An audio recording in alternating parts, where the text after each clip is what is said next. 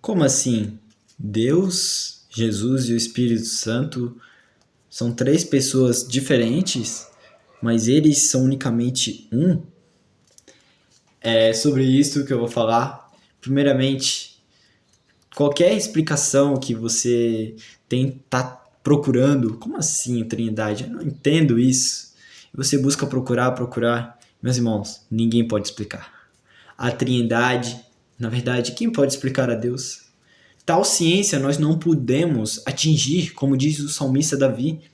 Senhor, o Senhor conhece o meu deitar, o Senhor conhece o meu sentar. De longe sabe todos os meus pensamentos. Se eu ir lá para uma ilha, lá o Senhor estás. Se eu ir lá para o mais fundo do abismo, lá o Senhor estás. Tal ciência eu não posso atingir. E como diz a palavra de Deus, uma coisa eu aprendi, que o poder pertence ao Senhor. O reino é dele. A justiça é dele. Ele é antes de todas as coisas. Ele é eterno. Ele criou os céus e a terra para ser habitada. Ele criou o ser humano. O ser humano falhou. Falhou com o relacionamento com Deus. Por quê? Deus criou o jardim do Éden. No que Deus criou o jardim do Éden, vemos, meus irmãos, que Deus ele criou o sol antes, criou os céus antes. Os céus proclamam a glória de Deus e o firmamento, obra das suas mãos. E Deus criou tudo aquilo, deixou tudo pronto e criou o ser humano, a coroa da criação. E Deus criou todas as coisas, a árvore da vida, e Deus criou a árvore do conhecimento do bem e do mal. E Deus disse: olha, você pode desfrutar, gozar de todos os frutos aqui. Você tem um relacionamento comigo. Eu aqui criei a Eva, porque não é bom que o homem esteja só. E você só não pode comer desse fruto. O que aconteceu? Adão pecou. E vemos que Deus, antes de ele dar essa rota, ele disse que quando o homem comer do fruto, ele morreria. E o homem morreu? Não, o homem não morreu. Mas ele morreu espiritualmente. O homem deveria ter morrido? Deveria ter desaparecido? Deveria ter sido destruído? Deveria, mas Deus teve misericórdia. Deus, no lugar do homem ter morrido, Deus preparou o sacrifício. Um animal morreu no lugar. Por isso que a Bíblia diz que sem derramamento de sangue não há perdão de pecados. Por isso que havia sacrifícios para encobrir o pecado das pessoas, porque o salário do pecado é a morte, porque o pecado ele gera morte. Não que a tentação seja o pecado, mas o pecado, quando ele está maduro, ele gera morte. Mas assim como o pecado ele gera morte, o dom gratuito de Deus é vida e paz. Porque pela graça nós somos salvos. Deus, em suas infinitas misericórdias, através da sua graça, nos dá fé. É uma dádiva ter uma fé. E o que é fé? Fé é uma confiança absoluta no Senhor. É crer no que diz Ele ser. É crer em Deus no que diz Ele que Ele é. É crer nas promessas do Senhor. É crer mesmo não vendo. É simplesmente crer. É simplesmente ver, mas não vendo. É semelhante à esperança. Porque, ora, a fé é a certeza daquilo que esperamos, é a prova das coisas que não vemos. Fé é uma dádiva que Deus nos dá dos Pai das luzes. Todo dom vem do Pai do alto das luzes.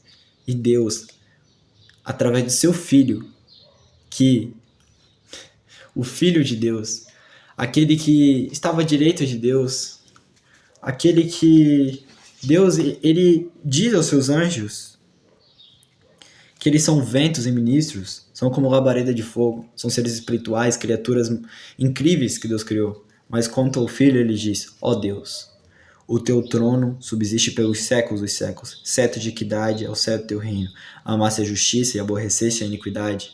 Por isso Deus, o teu Deus, te ungiu com o óleo da alegria, mais do que teus companheiros.